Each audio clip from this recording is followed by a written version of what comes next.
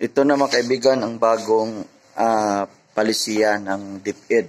So, nanibago lang tayo. So, dahil tignan niyo po ang mga room. Totally backlash na po mga kaibigan dahil pinagbawal na daw sa DepEd. Ordered by the chairman or our Vice President, Sara Duterte. So, napaka-busy po dito sa hakot, pagbuhat ng mga gamit, yan, kinarga na mga kaibigan. Dadalhin na sa bahay.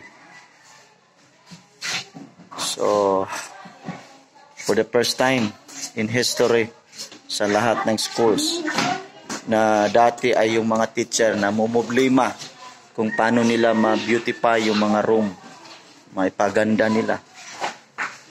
But ngayon mga kaibigan ay parang ano bang tingin nyo dito sa room? Buti na lang may ano pa dyan, may pintura.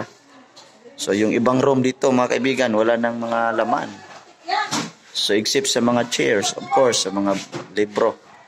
O yung mga decoration, dati lagyan pa natin yan sa gitna ng picture ng ating presidente. So ngayon pinagbawal na rin.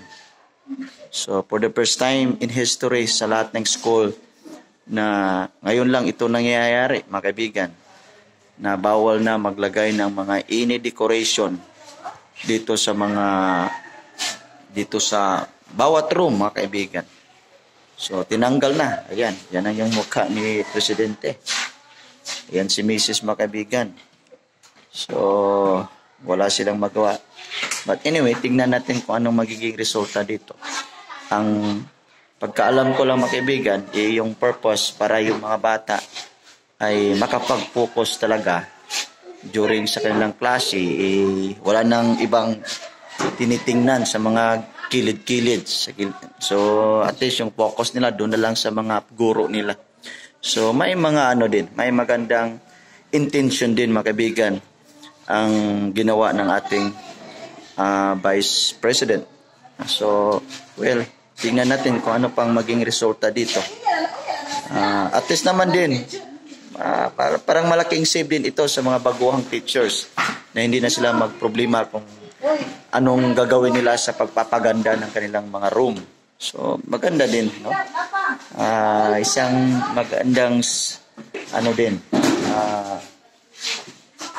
maidulot sa kanilang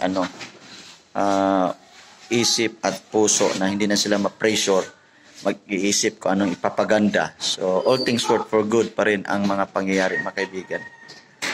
So saludo pa rin tayo sa ating presidente, Vice President. Praise the Lord. So yung mga bagong hired na mga teachers hindi na problema kung ano yung pagpapaganda.